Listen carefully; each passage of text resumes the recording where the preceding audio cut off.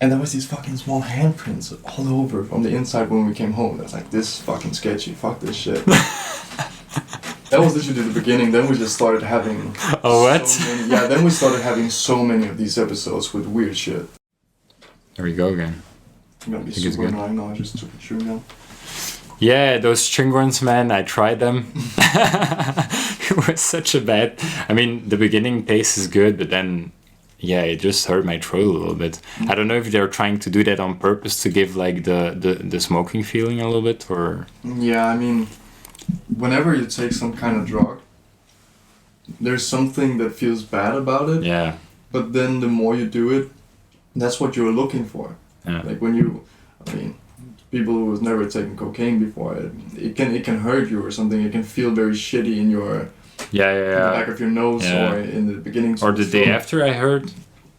Yeah, but even the feeling when you do it, it can feel very bad. Yeah. And make you not want to do it again. Yeah. But the whole feeling you get of the high makes you wanna. It gives a connection to this bad feeling. So you do it again, you know. Yeah. It was the same with mushrooms when we and. Sorry, I'm saying this. Me and my father and my ex-girlfriend, we took shrooms together. I feel like it's such a Scandinavian thing as well. We even picked them up ourselves, prepared it, tried it, and everything.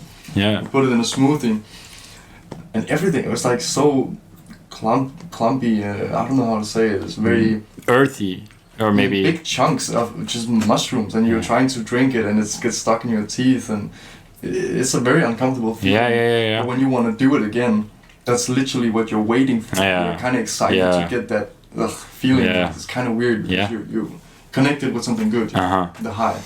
I tried truffles for the first time this year, and that was my first psychedelic experience. But it was super mild.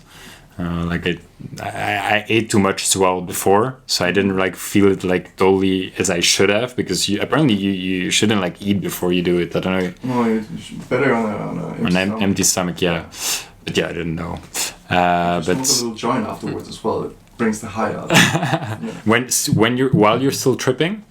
When you take the shrooms, you go and smoke a joint afterwards. Then So while you're still high on the mushrooms. Yeah, while you're just getting high. And what is the effect then? But I guess it depends as well on like the strain you take of the mushrooms and then the strain of like cannabis.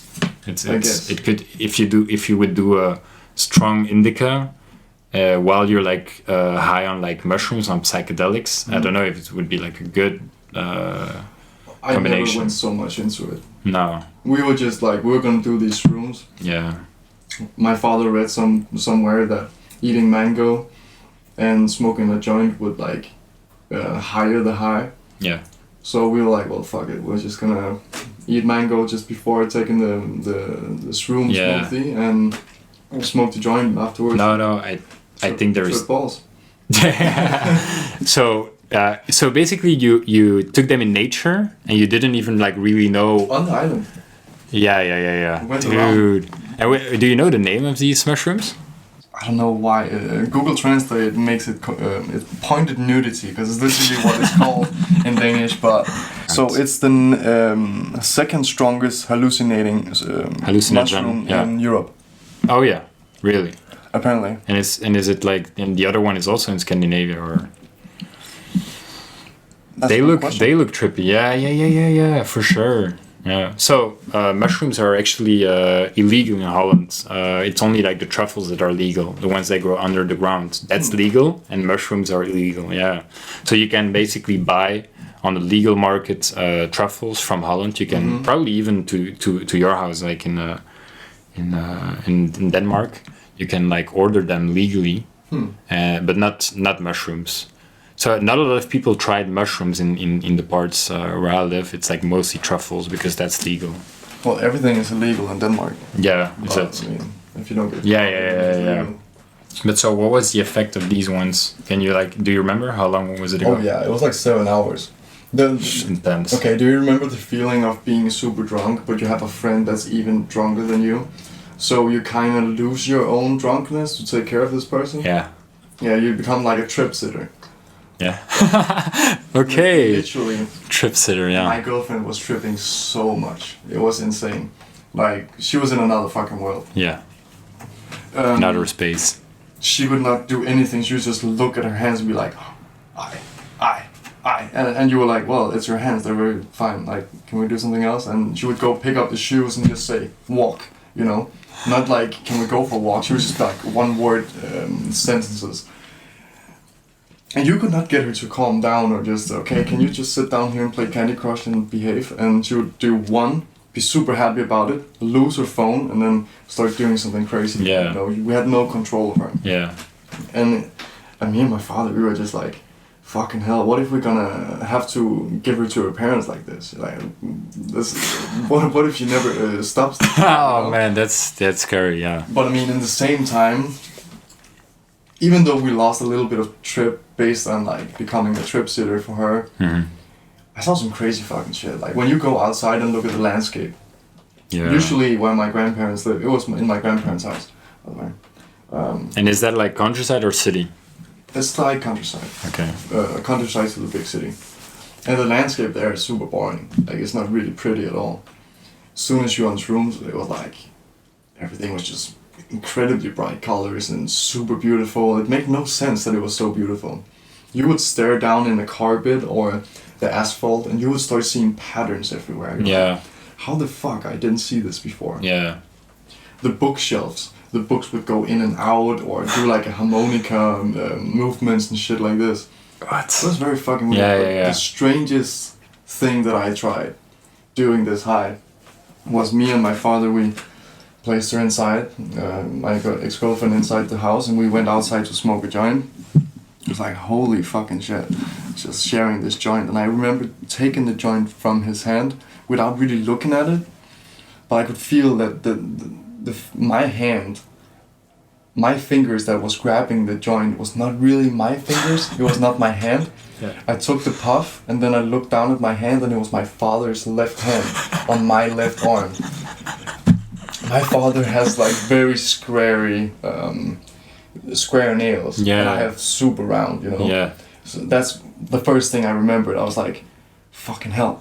It is my father's nails. It is my father's hands. I was like, what the fuck? It was just so weird to see, like, literally, it was my father's skin. I could feel it. It was like, this is how he feels stuff with his hand. So it's like a real connection that you had with your father there. Like, it could be, like, physical, but, like you felt basically like he was part of you or you were part of him. The way that his hand would have a feeling of touching things. Yeah. It was literally the same. I could feel that. Like the way his hand would touch things, not my way. Yeah. It was kind of weird.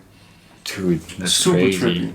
But that's like I'm trying to find a way, like maybe it's like a connection, some way of like, because that's what mushrooms and psychedelic, like they can make you connect with something like you couldn't connect before, and it could be like nature. Like that's why it's like the best thing you can do is do it in nature. Like for example, I mean, strong hallucinogens like ayahuasca, it's like the best you can do it like in the jungle, because like it makes you one with nature, like you could never do it sober.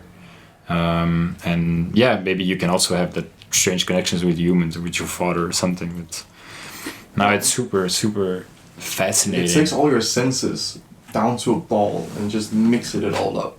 Yeah. Like even my ex-girlfriend, she would look at something like the hench. And hench is usually green, but she was not seeing green. She would be hearing it or tasting. Yeah, exactly. And she would just be like, green. Yeah. Green. And you're like, yeah, it's a fucking hench, it's green. Like, what are you talking about? Yeah. But when she came to herself, it was like, she explained it as she didn't see green. She was hearing it or tasting it or feeling it. Did you have something like that as well? No, I didn't. Oh, dude, we didn't get this high. So crazy. Yeah, okay. Yeah, maybe she's lightweight or like different people like have different, like it's unique for every different body, like the different strain, like a same strain. Yeah. No, like how I think about hallucinogens, if they're natural, because then you have like the synthetic as well, like LSD and like other ones, is that it is. I'm not that spiritually, but if I would go like a little bit fantastic, that there is like a different like kind of realm or universe that we cannot see. Like for example, how some animals, they can see like infrared things, like they have like infrared eyes or something.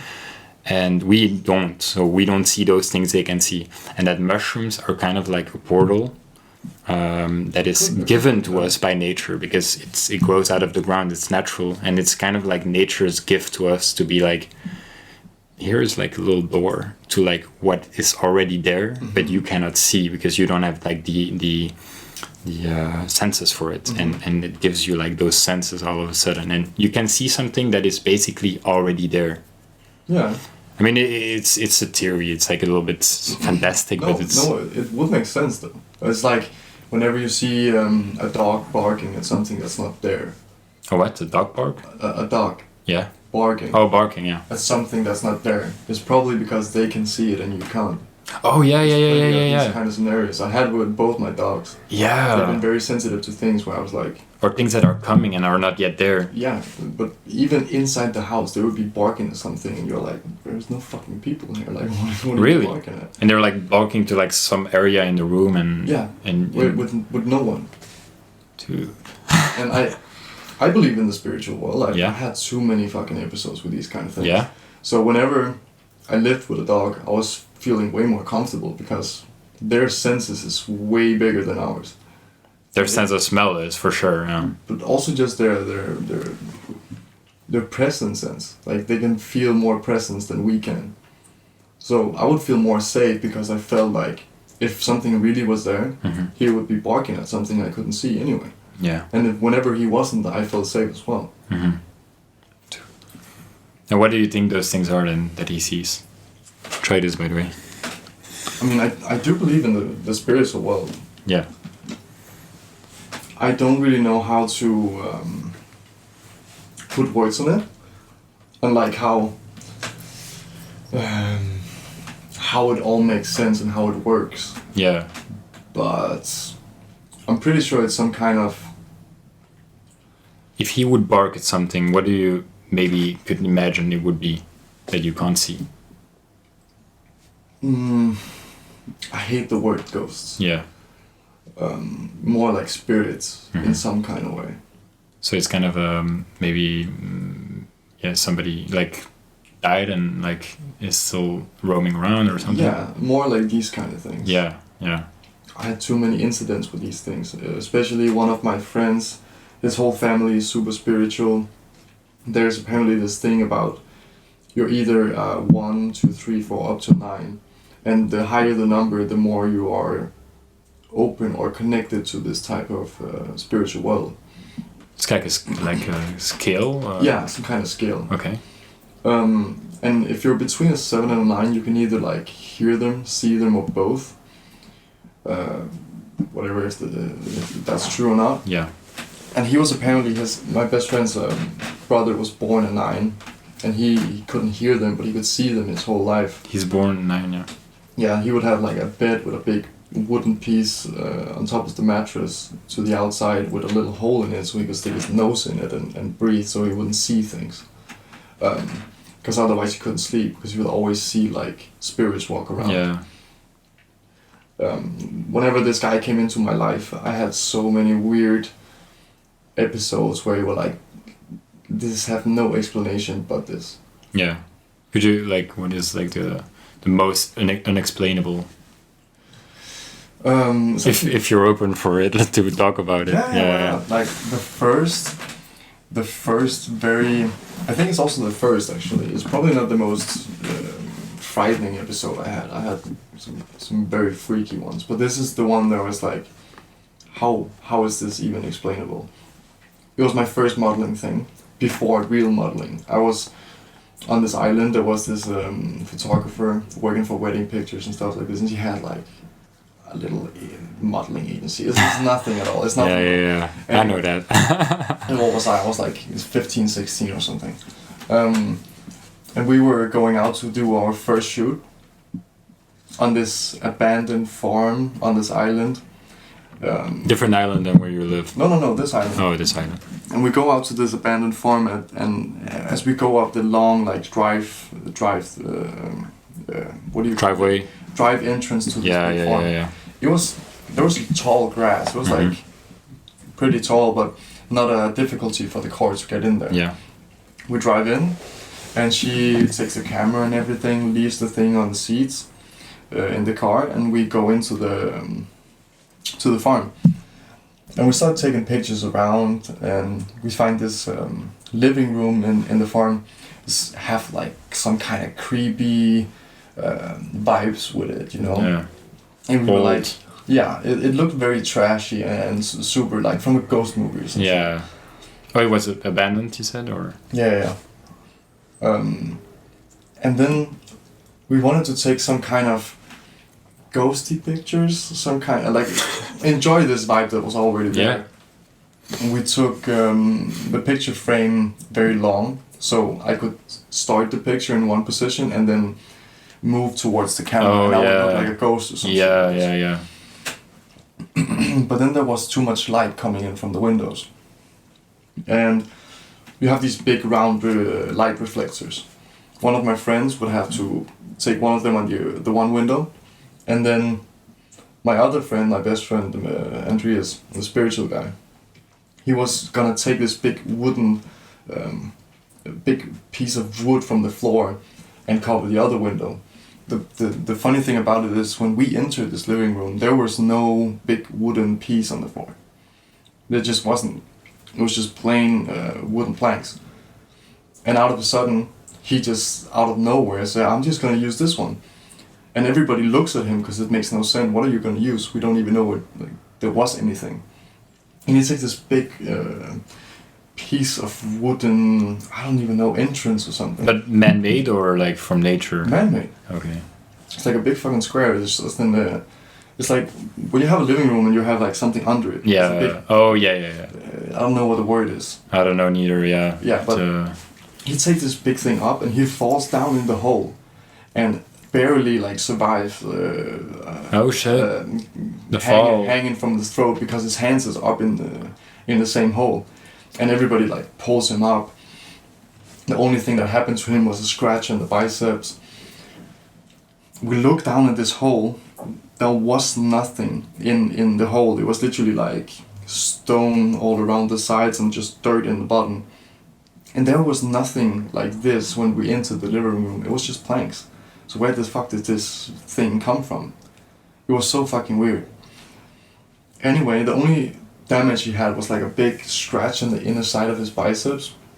But it looked like, you know, some kind of devil with the horns and I don't know, a coat or something, and a tail and big fucking feet. We were like, okay, the whole vibration in this place got super sketchy. Yeah. And everybody just felt the urge to like leave. So we packed up our things and was kind of desperately walking out of the farm. We go to the car. First thing that happens when we drive is he backs up. And we hit something. And we're like, what the fuck was that? There was nothing here. We literally just drove in. Apparently, the photography bag that she left inside the car was now under the car. Mm-hmm. And we just drove over all her lenses and her mobile phone. And it was not a smartphone back then. It was like those old diamond-made screens, you know. Mm-hmm. When you break them, you make some kind of thing on diamonds. Yeah. The exact same thing she had on the screen was like the thing that my friend had on his inner bicep. Dude. And we were like, what the fuck is going on here? Oh my god. Jump in the car again, and he just hit the fucking gas on the reverse. And out of a sudden, this tall grass was way taller. Like, we couldn't back out. It was like super hard for the car to like back up out of this farm. And everybody was just like, this is fucking weird. As soon as we come home to his apartment, everything has been closed, doors, windows, everything. There's a small fucking hand, like if you do this on the window, you get like some kind of handprint, you know? Yeah. Small fucking handprints of like, I don't know, a little kid or something. Yeah. Was on the inside of the windows. He didn't have any fucking kids or cousins or whatever coming over anytime. Yeah. And there was these fucking small handprints all over from the inside when we came home. I was like, this is fucking sketchy. Fuck this shit. Want to have this game? dude. And that was literally the beginning. Then we just started having. Oh, what? Then we started having so many of these episodes with weird shit. Oh, but then different time. Yeah, different times. Different times. Okay. That was fucking weird. No, I thought you were saying like that's only like the beginning of that story, but no. I was like, what, dude? That was the beginning of my spiritual journey. And things like this still happen? I feel like at some point I got too much into it. Like I was kind of seeking this present, especially in my childhood home. There was a very spiritual energy there. At some point, it got too much into me, and I was not really thinking about anything else. I was scared to be at home because I felt too much pressure. The thing is, the more you open to it, the more comes to you. Yeah, it makes sense. Yeah, it makes sense. It's like people who doesn't believe in ghosts. They're always like, well, prove it to me, you know? Yeah. Well, why would a ghost or a spirit approach you when you don't believe it? That makes no fucking sense for them. Of course, they are more present for a person that actually vibe with their energy and believes they exist. Because otherwise, it wouldn't make sense to contact you anyway. You know what I mean? Maybe change your mind. I guess, but still. I would like. I don't know if I'm open to it. I was going to say like I would like to have a thing like that, so it would change my mind. But I don't know if I want it. But to be honest, like. Who fucking knows? It could be our imagination that just plays tricks on us. It's fun though. But 5 people at the same time. That's yeah. I have so many of these episodes where I'm like, there must be something to it. And maybe now you're gonna At some point it got too much of me, and I was not thinking about anything else. So I always refer to a metaphor as a door. You can either have the door open or you can have it closed, or in between. And at this point I didn't really close the door, but I put it very shortly open. Yeah, it's unlocked. It was enough for me now. I needed to get out of this kind of mindset of thinking about it all the time. I think that's good. And are you still like open for like psychedelics, like in the future or now? Oh, definitely. Yeah. Would you like to do the ayahuasca? Yeah, why not? Why not? Because it's like it's the strongest hallucinogen in the world. Do you know what it is? Not really. Ayahuasca. Ayahuasca is the strongest hallucinogen. I don't know. Like, it's a leaf from one tree mixed with like the bark of another species of plant, I think I know what boiled at a certain temperature, and only if you do it at that temperature, I mean, don't quote me on this. I heard about it. So I mean, they proposed it to me when I was in the jungle, actually in the Amazon. But I mean, think about that. Like one tree, the leaves of one tree, the bark of another, and then boil at a certain temperature, and then it becomes like the most hallucinogen substance in the world. Like how did they come up with like this mixture? Like, I mean, I know the answer. It's like thousands of years of like experimenting probably, and some people dying from time to time probably, but for the greater good of all. And apparently if you so you can do that when you go to the Amazon. Actually, there are also shaman like in the whole world, probably in Europe as well, that are giving sessions to people that want it. But I think it would be nice to do it at the place where it originates from.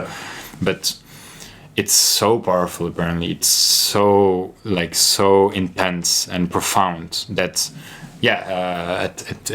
when they proposed it to me, I was 23, and I was like, I'm not ready for this. I didn't even try mushrooms yet, so let me try the milder stuff first, then I can like come back, because I think psychedelics is always it changes you apparently. An eye-opening thing. Yeah. It gives you way more insight to even things you wouldn't expect to have an insight in. That was actually a question I wanted to ask. Like after that trip, for example, the first one that you had, did you have the feeling like your perception on certain things changed? Yeah, definitely, but pointing them out, I feel is more difficult. I think it's a more general perspective of everything that changes. Yeah.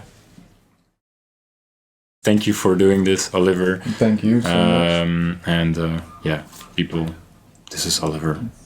Ciao. Cheers. Bye-bye.